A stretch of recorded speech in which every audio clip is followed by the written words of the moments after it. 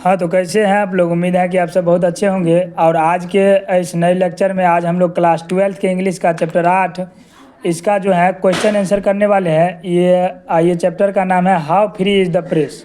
ठीक है, इसका समरी हम पिछले लेक्चर में कर चुके थे। अगर आप ये पिछला लेक्चर अगर देखे होंगे तो आपको ये क्वेश्चन आंसर बहुत ही आसानी से समझ आएगा। ठीक है, तो देखिए B1 में है answer the following question brightly, यानी कि निम्न प्रश्नों का जो उत्तर हमें देना है वो शॉर्ट में यानी लघु में देना है। ठीक है, पहला क्वेश्चन है what do free people take for granted, यानी कि स्वतंत्र लोग जो हैं वो बिना कदर किए किस चीज़ को मान लेते हैं। ठीक है, तो इसका आंसर देखिए free people take for granted, यानी कि स्वतंत्र लोग जो हैं वो बिना कुछ कदर किए मान लेते हैं दैट कि विदाउट ए फ्री प्रेस, कि बिना एक स्वतंत्र प्रेस के there can be no freedom, कभी भी यानी कि there can be no freedom, कोई आज़ादी नहीं मिलेगा। ठीक है, कोई आज़ादी नहीं है, यानी बिना प्रेस के कोई भी आज़ादी नहीं है। अगर आज़ादी अगर है तो उसके लिए आज़ादी अगर हमारे देश में है तो उसके लिए प्रेस को स्वतंत्र होना चाहिए। बिना प्रेस के स्वतंत्र के हमें आज़ादी नहीं है, इस चीज़ को वे लोग मान लेते हैं बिना कदर किए। ठीक है, दूसरा क्वेश्चन देखिए, are there restrictions on press in time of war, यानी कि युद्ध के दौरान, युद्ध के समय क्या प्रेस पर जो है प्रतिबंध लगा दिया जाता है। तो देखिए इसका आंसर करा यस, हाँ there are restrictions on press in time of war.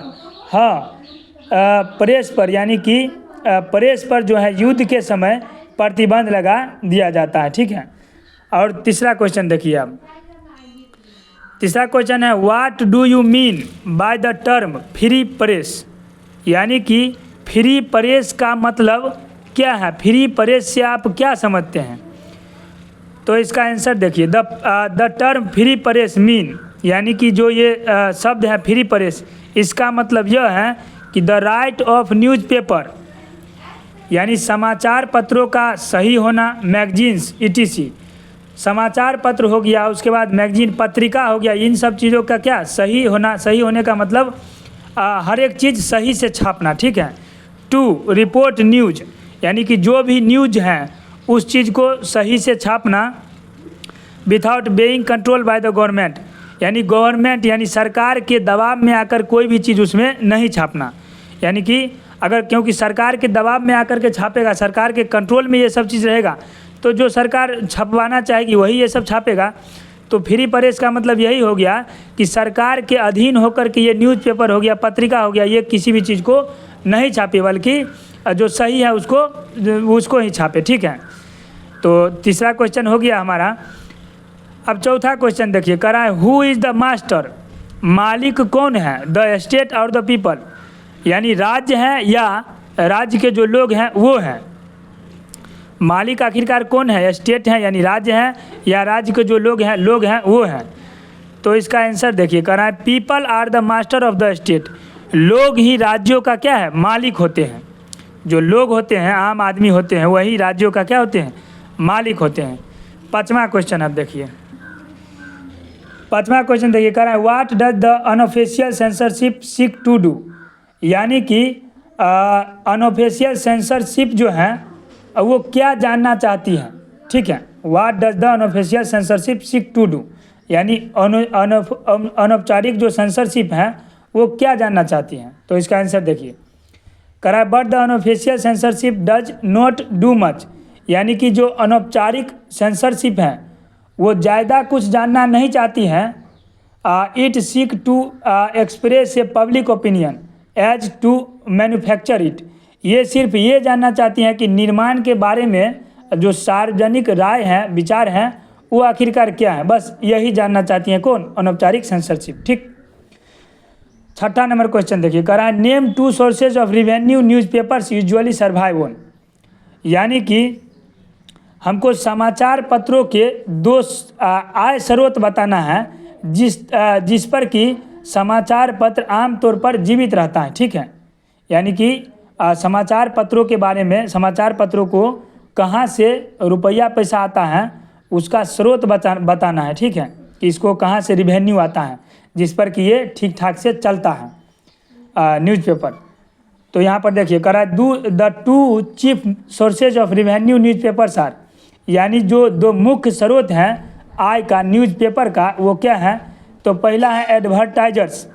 Advertisers मतलब होता है विज्ञापन दाता।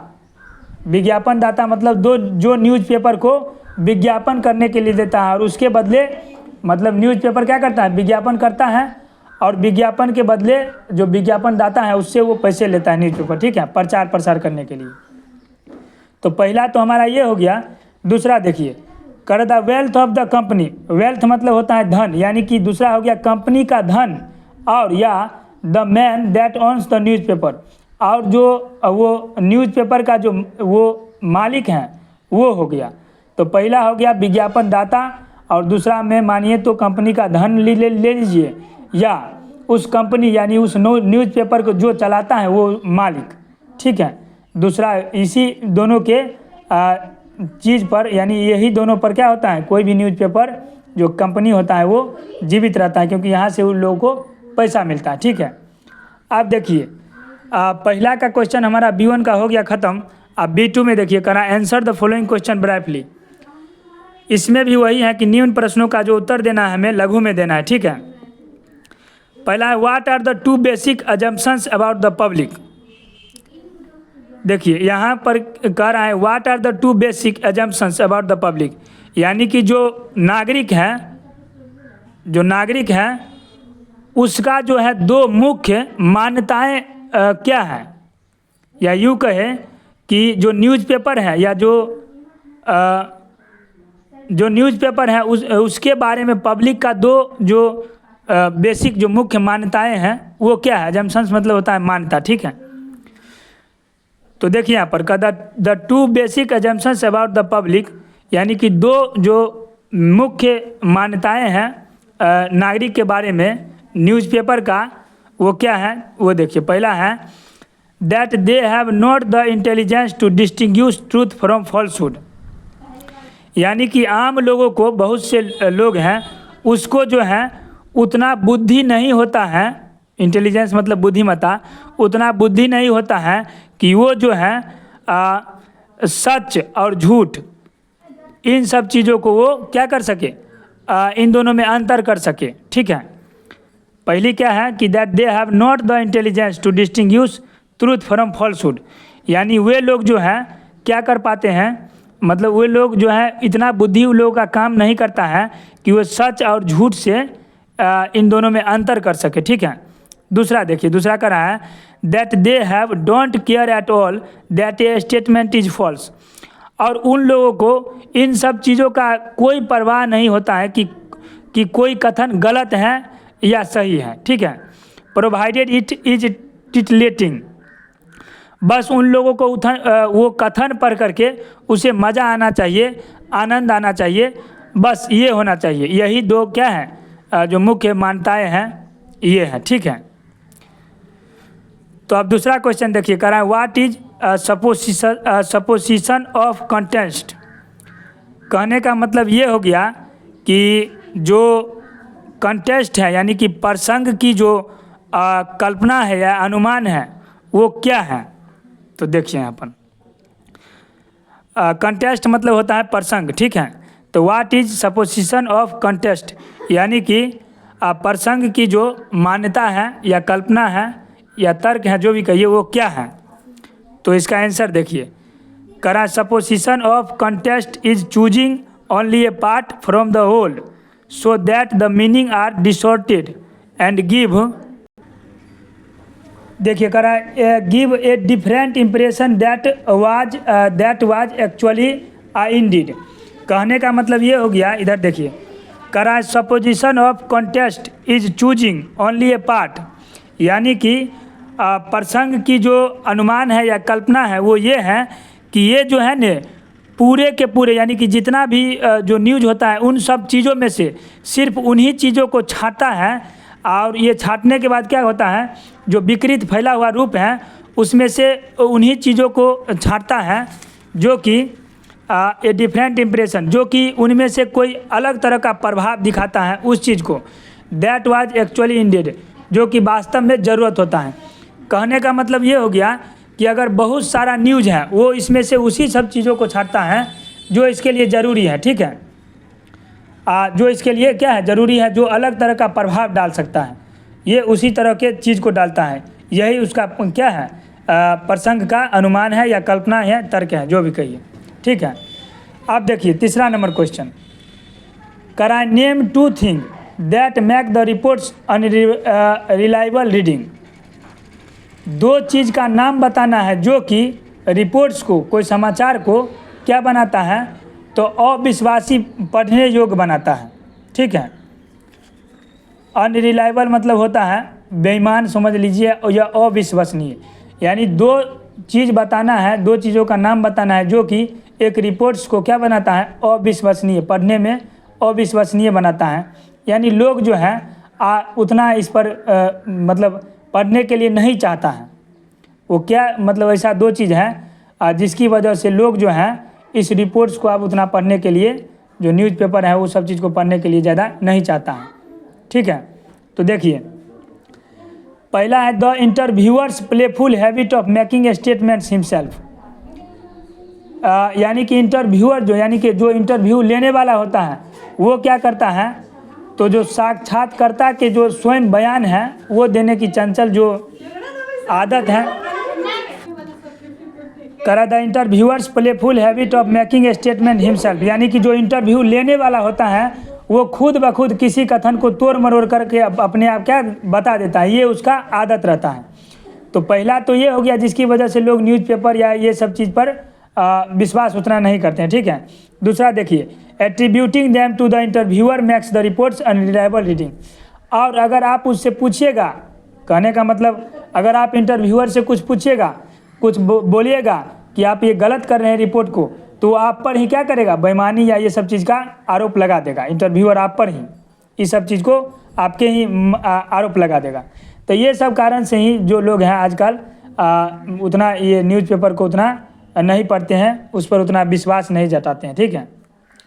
तो देखिए उसके बाद तीसरा देखिए, can answer the following question brightly. निम्न प्रश्नों का जो उत्तर देना है हमें लघु में देना है, B3 का है, इसमें भी कुल मिलाकर 3 को क्वेश्चन है, ठीक है।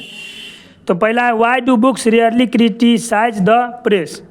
यानी कि किताब जो है, बुक जो है वो why do books rarely criticise the press. किताब जो है कभी कभार ही क्रिटिसाइज मतलब होता है यानी कि किसी की आलोचना करना। तो बुक जो है मतलब कभी कभार ही प्रेस का आलोचना क्यों करता है, यानी कि मतलब समझ लीजिए कि रेयर मतलब होता है क्या, बहुत कभी कभार, ठीक है। तो किताब कभी कभार प्रेस का आलोचना क्यों करता है। तो देखिए ये book rarely criticise the press, एक किताब जो है कभी कभार ही इसको प्रेस को जो है आलोचित करता है या आलोचना करता है, बिकॉज क्योंकि the press can either ignore the book all together. क्योंकि प्रेस जो है ये अगर कोई किताब किसी प्रेस को अगर वो आलोचित कर भी दिया तो वो प्रेस क्या करता है, the press can either ignore the book all together. वो उस किताब को क्या करता है, इग्नोर कर देता है, यानी उस पर ज़्यादा ध्यान वान नहीं देता है कि कौन किताब मेरे बारे में बुराई किया या नहीं किया, ठीक है। और यह public sneering comment in its gossip column about it. या न्यूज़पेपर क्या करता है, उस किताब के बारे में आप देखते होंगे जब कोई समाचार पत्र पढ़ते हैं तो उसके पीछे वाले पेज में या आगे ही कहीं पर भी वो क्या करता है, उस किताब के जो उस न्यूज़पेपर का बुराई किया उसके बारे में कोई चुटकुला टाइप का बना करके, यानी गॉसिप कॉलम मतलब वही हुआ, चुटकुला टाइप का बना करके और उसको क्या किया, गप सप वाला जो स्तंभ होता है उसमें डाल देता है, यानी कि उस तरह से उस किताब का वो मजाक उड़ा देता है, ठीक है। पहला बात तो कभी कभार वो किताब पर ध्यान ही नहीं देगा कि मेरा न्यूज़पेपर को किस किताब ने बुरा किया। अगर ध्यान चल भी गया तो न्यूज़पेपर में उस किताब के बारे में चुटकुला उटकुला ये सब लिख करके उसका बुराई कर देता है, ठीक है। तो ये हो गया।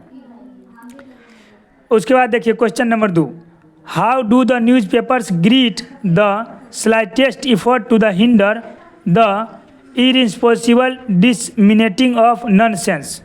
आप देखिए ये क्वेश्चन, कह रहा है how do the news papers greet the slightest effort to the hinder the irresponsible disseminating of nonsense. कहने का मतलब ये हो गया कि समाचार पत्र बकवास के गैर जिम्मेदाराना प्रसार को रोकने के लिए जो है वो मामूली जो प्रयास है उसको किस प्रकार से ये स्वागत करता है। ठीक है, तो देखिए यहाँ पर इसका answer, the slightest effort to hinder the irresponsible disseminating of nonsense is greeted by a concerted हाउल।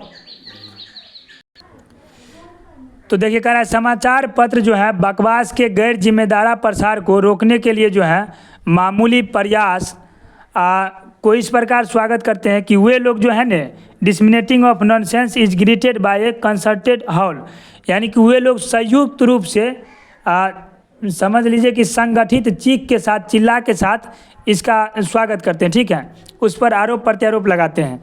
और this is a threat to the freedom of the press, और उसमें ये भी बोलते हैं कि इससे जो है थ्रेट मतलब क्या होता है, तो होता है धमकी। तो इससे मतलब एक तरह का धमकी यूँ समझिए कि प्रेस की स्वतंत्रता को खतरा है, इस सब चीज़ का उसको धमकी भी मिल जाता है। ठीक है, इस तरह से वे स्वागत करते हैं। ठीक है, अब इसका लास्ट आखिरी क्वेश्चन है वो देखिए,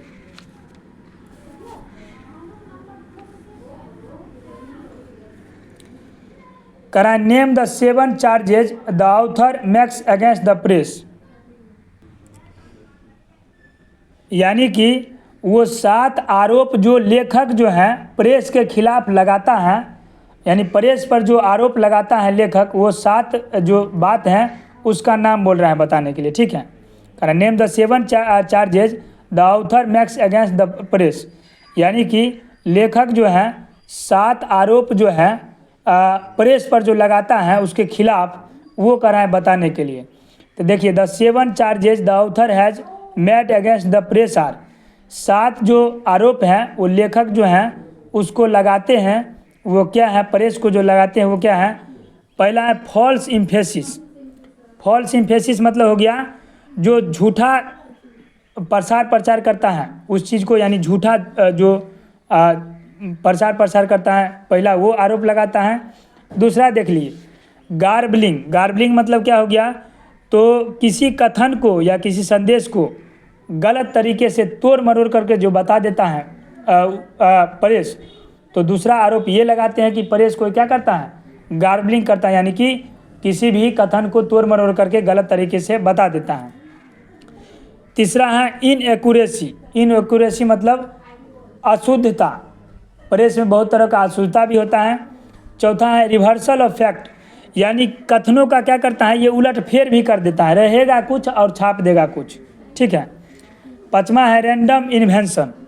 रैंडम इन्वेंशन मतलब हो गया यादृच्छिक आविष्कार जो है उन सब चीज़ों बारे में ये प्रचार करता है। ठीक है, छठा है मिरेकल मॉन्गरिंग। मिरेकल मॉन्गरिंग मतलब हो गया जो चमत्कार का प्रसार करता है वो हो गया, ये भी करता है ये। छठा में मिरेकल मॉन्गरिंग, चमत्कार जो होता है उसका प्रसार करता है। ठीक है, और सातवां है फ्लैट सप्रेशन। फ्लैट सप्रेशन मतलब होता है सपाट दमन, यानी कि पूर्ण तरह से किसी कथन को या किसी घटना को एकदम दबा ही देता है। ठीक है, तो इस तरह से जो हमारा चैप्टर 8 था इसका क्वेश्चन आंसर पूरा ख़त्म हो गया।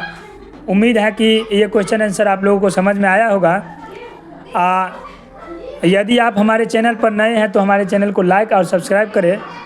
यदि आपको ये इसमें किसी तरह का दिक्कत है तो आप कमेंट बॉक्स में पूछ सकते हैं, क्योंकि जल्द ही ये हमारा चैप्टर 8 हुआ और इसका 9, 10, 11 3 चैप्टर स्टोरी इंग्लिश 12th का बचा है, वो डालने के बाद सारा पोइट्री हम डाल देंगे। ठीक है, तब तक के लिए धन्यवाद। खुश रहिए, मस्त रहिए, पढ़ते रहिए।